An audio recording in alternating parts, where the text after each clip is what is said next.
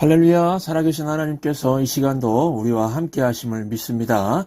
하나님의 선하시고 또 기뻐하신 뜻이 우리 가운데 선포되는 귀한 말씀의 시간 되시기 바랍니다. 오늘은 믿음의 야성을 회복하라 10번째 시간으로 힘 빼고 살아도 된다, 이런 제목으로 하나님 말씀 증거하도록 하겠습니다.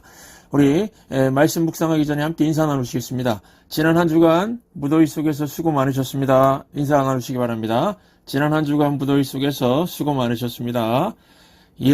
저도 날씨가 워낙 더워서 설교 준비하다가 인터넷 들어가서 시원한 바다나 남극에 쌓여있는 눈 같은 거 찾아보고서 간접적으로 피서를 좀 즐겼습니다.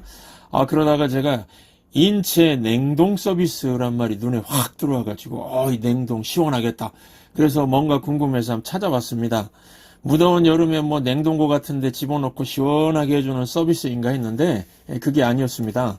인체 냉동 서비스 회사가 있는데 알코라는 회사가 있는데요.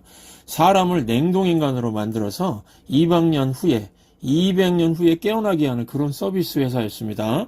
196도의 그 질소에 집어넣으면은 사람 몸이 상하지 않고 얼어버린다고 합니다. 그래서 미이라 같이 만들어가지고 200년 후에 깨어나게 하는 서비스인데, 그때는 의학이 발달되어서 살아날 수 있게 만든다, 그런 겁니다. 어떤 부부가 그 신청을 함께 했답니다. 그리고요, 여러분, 한 사람 얼리는데 드는 비용이 얼마인지 아십니까? 한 10만 불 정도 된답니다. 이 미국에 현재 냉동인간 되겠다고 약 한 397명이 사인하고 기다리고 있다고 합니다. 그리고 그 서비스하는 알코라는 회사의 주가가 막 올라가고 있답니다. 제가 참 이거 보고서 바라기는, 우리 교인들은 한 명도 그 냉동회사 가지 마시기 바랍니다. 그 냉동인간 되시고 싶으신 분 있나요? 그거 해서 뭐합니까? 지금 함께 커피도 마시고 산책도 하고 대화하는 게 행복한 거고, 지금 함께 골프도 치고 지금 함께 족구할 수 있는 이 친구들 있는 게 행복 아닙니까? 200년 후에 깨어나면 누가 남아있겠습니까? 그리고 우리에게는요, 200년 후에 깨어나서 무슨 연약한 몸 고쳐가지고 어떻게든 더 살아보려고 할 필요가 없습니다. 우리는 부활이 있는데요.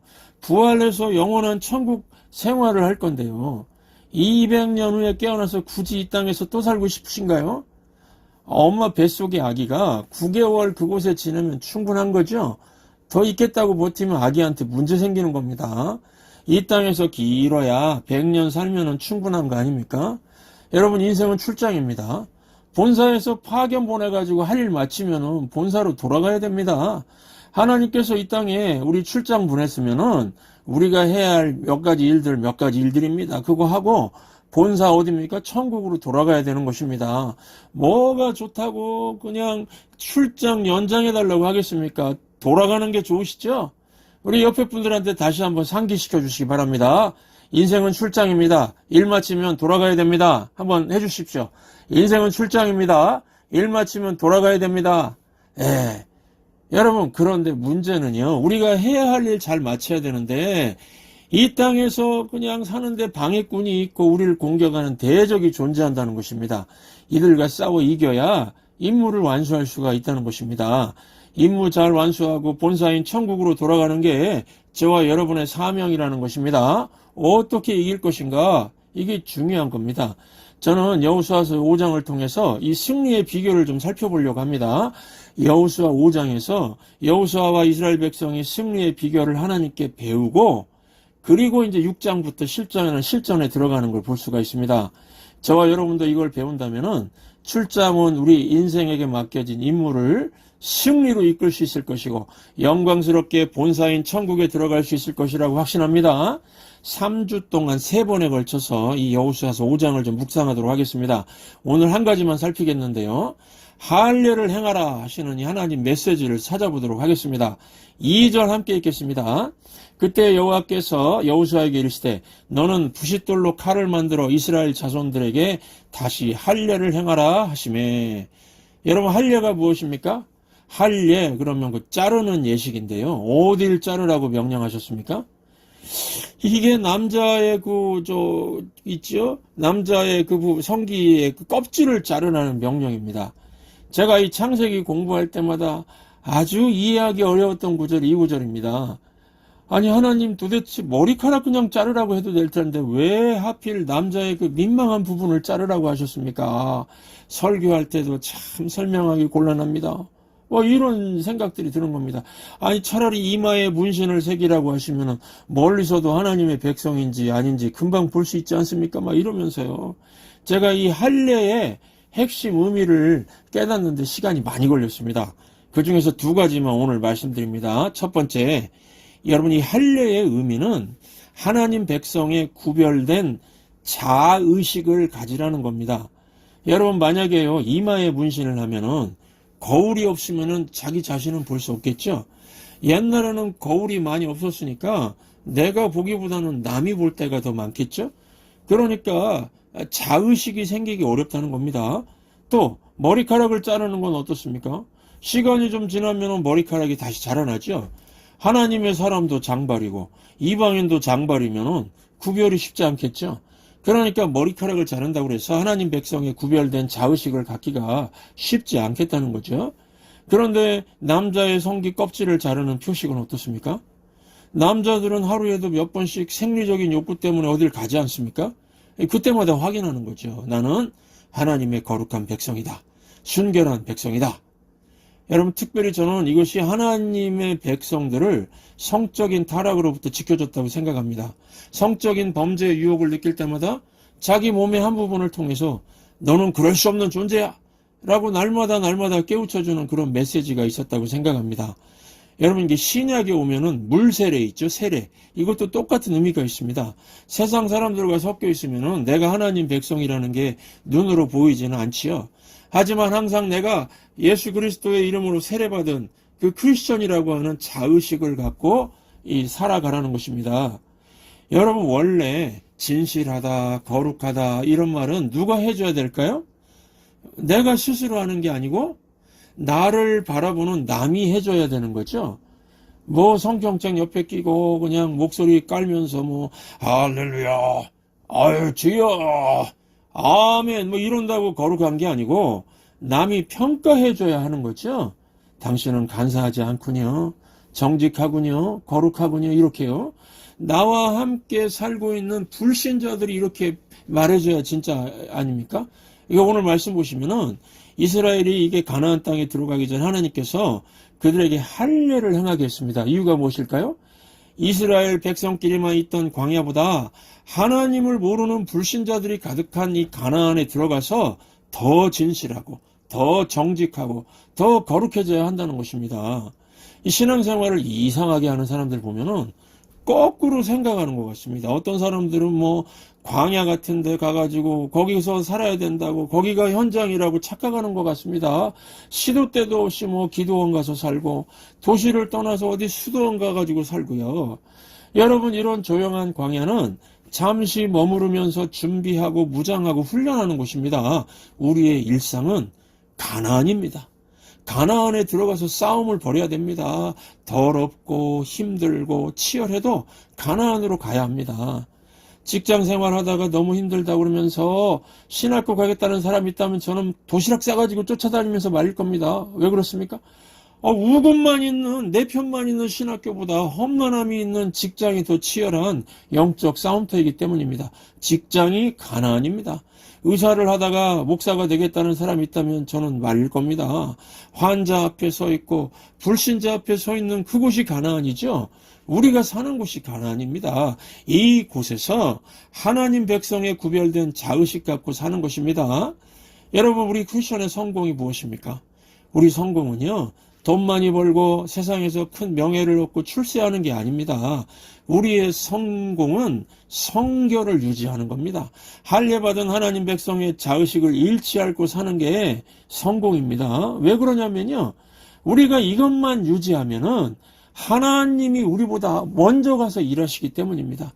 내가 처음 싸우는 게 아니고요, 하나님이 먼저 가서 나를 위해 싸우시는 일이 벌어지는 겁니다. 1절 함께 읽겠습니다. 요단 서쪽의 아모리 사람의 모든 왕과 해변의 가나안의 사람의 모든 왕들이 여호와께서 요단물을 이스라엘 자손들 앞에서 말리시고 우리를 건너게 하셨음을 듣고 마음이 녹았고 이스라엘 자손들 때문에 정신을 잃었더라. 여러분 지금 여리고성 보십시오. 겉으로 볼 때는 멀쩡하죠. 성도 멀쩡하고 거기 사람도 멀쩡해 보이고요. 그런데 하나님이 먼저 가셔서 쑥대밭을 만들어 놓았습니다. 사람들 마음을 다 무너지게 하셔서 완전히 멘붕되도록 만들어 버렸습니다. 여러분 겉으로 볼 때 여리고는 초롱성이고 이스라엘은 뭐 오합지졸이죠. 객관적으로 볼 때 여리고성이 무조건 이기게 돼 있는 건데 내면으로 들어가니까 하나님이 벌써 쑥대밭을 만들어 놨다는 겁니다. 그러니까 여러분들 하나님의 능력을 믿는다고 하면은 기도와 말씀과 성결의 삶을 사시기 바랍니다. 그러면은 길이 열리게 될 것입니다. 하나님이 도와주시면 안 될 사람이 어디 있습니까? 하나님이 백인데 다 되는 거죠. 여러분, 그래서 사람들 껍데기 보고 겁내지 마십시오. 뭐 껍데기 보니까 완벽하다고요? 잘생겼습니다. 늘씬합니다. 예쁩니다. 학벌 좋습니다. 돈이 많습니다. 그래서 강하다고요? 하나님 없는 여리고성이면요. 하나님을 적으로 둔 여리고성 되면은 하나님이 쑥대밭 만들어버리면 아무것도 아니라는 겁니다. 오늘 지금 그 얘기를 하고 있습니다. 하나님 백성으로서 자의식을 가지고 세상과 구별되게 서 있으면 누가 먼저 가서 싸우시고 일하신다고요? 하나님입니다. 내가 먼저 싸우는 게 아니고 하나님이 먼저 일하십니다. 그래서 백전백승하는 겁니다. 이거 잊지 마시기 바랍니다. 두 번째, 한 가지 더 말씀드립니다. 두 번째 할례의 의미는 뭐냐면은 신뢰의식을 갖고 살라는 겁니다. 여러분 오늘 말씀 보시면 할례를 행한 곳이 어디입니까? 9절을 함께 읽겠습니다. 여호와께서 여호수아에게 이르시되 내가 오늘 애굽의 수치를 너희에게서 떠나가게 하였다 하셨으므로 그곳 이름을 오늘날까지 길갈이라 하느니라. 길갈이란 곳이 나오죠. 이곳은 여리고성 앞에 있는 넓은 평지, 평원입니다. 그러니까 여리고성에서 바라보면은 다 보이는 곳입니다. 다 보이는 곳. 은폐물이 없습니다. 거기서 할례를 행한 겁니다. 제가 군대 가서 장교 훈련을 받을 때에 군사학 교관이 한 말이 생각이 나는데요. 부하들과 행군하다가 갑자기 적들의 기습을 받으면은 즉각적으로 몸을 숨길 수 있는 은폐물을 찾아서 몸을 숨기라 이렇게 가르쳤습니다. 그리고 실습도 했습니다. 교관이요. 적의 기관총 공격이 정면 12시 방향에서 발사되고 있다. 다다다다다다다. 자, 지금 상황 이렇게 주면은 어떻게 하느냐? 그러면 저희가 막 몸을 낮게 엎드리고 좌우를 막 둘러보면서 막 큰 나무나 움푹 파인 구덩이 같은데 신속히 움직여서 막 들어가는 이런 훈련을 했습니다. 여러분 이스라엘 백성 보십시오. 지금 길갈에서 행동은 군사학적인 관점에서 보면 전멸입니다. 다 죽자는 행동입니다. 할례가 지금식으로 보면은 포경수술 아닙니까? 받아본 남자분들 아시겠죠? 적어도 한 3일 동안은 어기적 걸어야 됩니다. 무지 아프고 그렇죠. 그러니까 이게 할례 받고 난 다음에 적어도 2, 3일 동안은 전쟁 불가능입니다. 그런데 여리고성 군사들 눈에 훤히 보이는 곳에서 대대적인 외과 수술을 받았습니다. 그 당시 이 마취도 없었겠죠. 이게 무슨 얘기일까요? 만약에 우리가 우리 힘을 의지하고 나간다 그러면 다 죽는 건데 우리는 하나님만 철저히 의지합니다. 그런 행동이라는 것입니다. 하나님께서 할례를 행하라. 그러니까 대적들 다 보이는 곳에서 할례 받을 수 있다는 겁니다. 이유가 무엇입니까? 하나님이 붙들어 주시면 길갈이라 할지라도 망하지 않는다는 겁니다. 그러니까 할례를 통해서 하나님은 자기 백성이 철저히 하나님을 의지하게 만드는 거죠. 철저한 신뢰의식이죠. 여러분 우리 가운데 하나님께서 이런 길갈 같은 의미로 주신 게 무엇이 있을까요? 예를 들면 주일 성수하는 거죠. 다른 사람은 7일 내내 일해야지 먹고 사는데 우리는 하루를 안식해도 하나님이 보호해 주시기 때문에 삽니다. 이런 신뢰의식이 있어야 주일 성수할 수 있는 겁니다. 하나님 의지하는 거죠. 또 우리가 11조도 드립니다. 어떤 사람들은 돈 벌어서 그거 다 써도 막 불경기에 쩔쩔매고 사는데 우리는 10분의 1, 11조 건들지 않겠다는 겁니다. 그러고도 넉넉하게 산다고 하면은 하나님께서 채워주시는 거죠. 철저한 신뢰의식 없으면 11조 할 수 있을까요? 못합니다. 돈이 없어서 11조 못하는 게 아니고 하나님 못 믿어서 못하는 거죠. 또 나는 밤에는 무조건 잡니다. 이것도 신뢰의식입니다. 그러니까 11조 못하고요. 또 주일 성수도 못하고 뭐 밤 1시, 2시까지 잠 못 자고 욕심 부리는 사람의 특징이 무엇입니까? 나는 하나님은 안 믿겠습니다. 내 주먹을 믿겠습니다. 그런 거죠. 여러분, 그래서 할례는 내 몸에 힘 빼는 겁니다. 길갈에서 할례를 행했습니다. 내 몸에 힘을 뺀 겁니다. 하나님이 돕지 않으면 누가 나를 돕겠습니까? 이런 의식이죠. 그래서 신앙생활이 무엇입니까? 이제까지는 내 힘 갖고 살았지만은 하나님의 백성이 된 이후로는 내 힘으로 안 살겠다는 겁니다. 이제는 하나님 의지하고 살겠다는 겁니다. 하나님만 철저히 신뢰하고 살겠다는 겁니다. 그러면서 사는 게 이게 신앙생활이라는 겁니다. 여러분, 제가 목사로서 참 안타까운 것은 이 시대에 지금 교회 다니는 많은 사람들이 자기 힘과 에너지로 사는 사람이 있습니다. 돈 벌 때도 막 사람들 닥달하면서 일 시키면서 돈 벌고, 애들 키울 때도 막 닥달하면서 키웁니다. 뭐 자녀 위한다고 말은 그러지만은요, 자기가 힘 빼는 법을 몰라서 이렇게 하면 안 될 것 같으니까 막 닥달하는 거죠. 뭐 게으른 사람보다 뭐 닥달하고 힘쓰고 애쓰면은 뭔가 반짝하는 일들도 생긴 거는 맞습니다. 이런 사람들이 여러분 꼭 분수처럼 사는 거거든요. 분수가 하늘 위로 물을 쫙쫙 품어대면 멋지고 아름답죠. 그런데 전기가 딱 끊기면 어떻게 됩니까? 모든 게 스탑되고 메말라지고 황폐해지는 거죠. 지금도 보면은 인생을 막 분수같이 사는 사람들이 있습니다. 힘쓰고 애쓰고 발버둥치고 그러면은 뭔가 반짝하고 화려하고 아름다워 보입니다. 그런데 언제까지 분수가 나올까요? 전기 끊기면 끝입니다. 에너지 끊기면 끝입니다. 반면에 분수 말고 폭포는 어떻습니까? 폭포같이 사는 사람은요, 힘을 주질 않습니다. 자신을 낮춥니다. 힘을 빼고 주님께 다 맡깁니다. 주님께 맡기고 낮아지니까 막 물이 떨어져 가지고 엄청난 에너지가 나옵니다. 계속해서 나옵니다. 흐릅니다. 내가 힘쓰고 애쓰는 건 아닌데 엄청난 생명력을 가지고 사는 사람이 있습니다. 이런 사람이 누굽니까? 하나님을 철저히 신뢰하고 사는 사람이죠. 제가 신학교를 졸업할 때 졸업생들 보면서 느낀 게 있었습니다.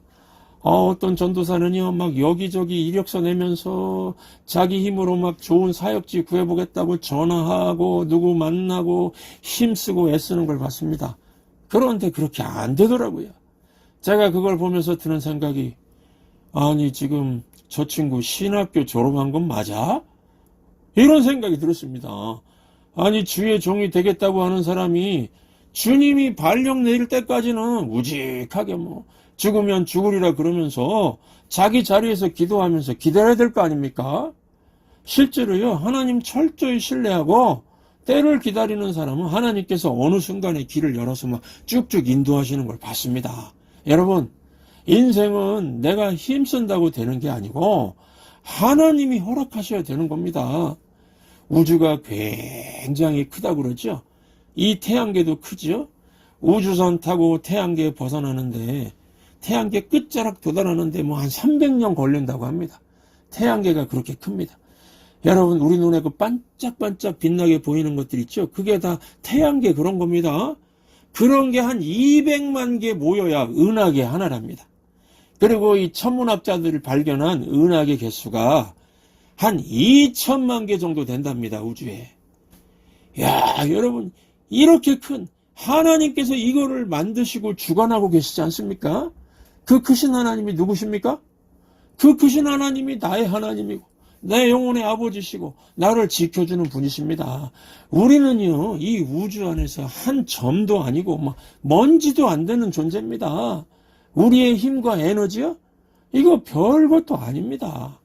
그래서 내 힘 붙드는 거 이게 아니고 크신 하나님을 신뢰하고 바라보는 게 훨씬 중요하다는 겁니다. 이 하나님을 믿고 힘 빼고 사시기 바랍니다. 힘 빼고 살아도 다 살 수 있습니다.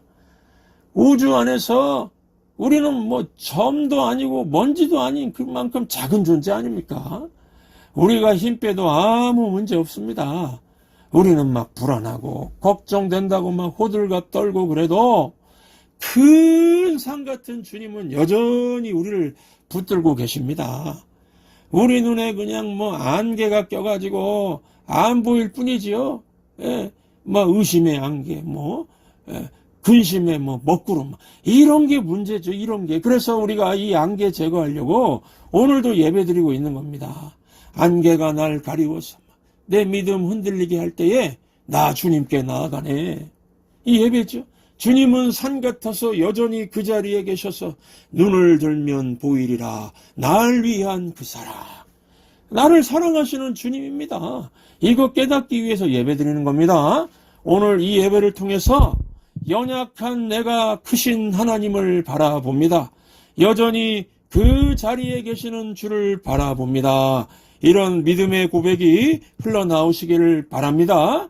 우리가 해야 할 일은요, 언제나 그분을 신뢰하고 그분의 거룩하심을 드러낼 때에 우리보다 앞서가시면서 일하시고 승리를 주신다는 것을 믿으시기 바랍니다.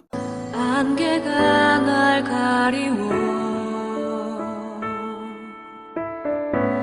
내 믿음 흔들리려 할 때 나 주님께 나아가네.